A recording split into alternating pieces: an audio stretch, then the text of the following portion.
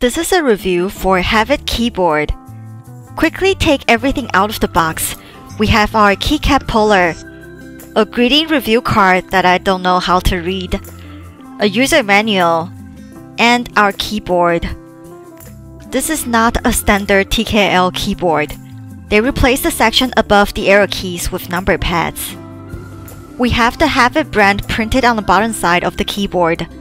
On the top, we have the non-removable USB wire, which is not quite located in the center and not quite on the right side of the keyboard. They styled the USB a little bit, which I think it looks pretty nice.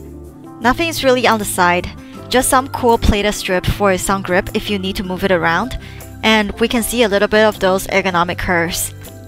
On the back of the keyboard, we have two rubber feet and one level of height adjustable. I'm not sure if the adjusted feet are made with rubber, but it's soft and is glide resistant. The color of the keycaps definitely brings some characters to this keyboard. I want to say it looks good overall, but not really if we dive deeper into the details. First of all, their keycaps are printed very poorly. If we look at the letters RTY, we can clearly see that T is above everyone else. And some letters, in this case my Windows key, is just fading away. Next, if we look at the number rows, the height of the keycaps just doesn't look even. This uneven height also applies to the number pad, where 8 is noticeably shorter than the adjacent keys, and 5 seems to stand out more than any other ones. Looking at their product image, I don't think they designed this on purpose.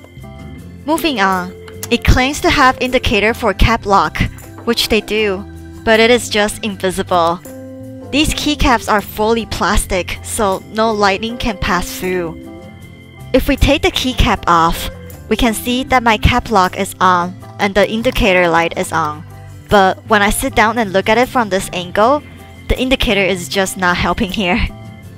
Although it claims to have number locks and number pad would light up, but I never got this working. It could be that I got a defected item, but my number lock just never works. The red switches here just look cheap.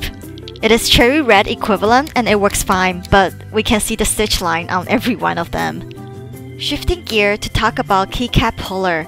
This is pulling the keycap with 4-point contact, whereas all my other ones are pulling on 2 sides, which often leave some marks. Anyways, this is a cheap keyboard that is mostly made out of plastic. I'm not sure if there's any metals involved, but it definitely has a little bit of weight. The keyboard is quite sturdy and the keys, including the spacebar here, don't really wobble when you type on it. It's stable. Overall, I would not recommend this keyboard. The cons outweighs the pros here, but let's end the video with a 30-second type test so you can hopefully decide based on what you hear.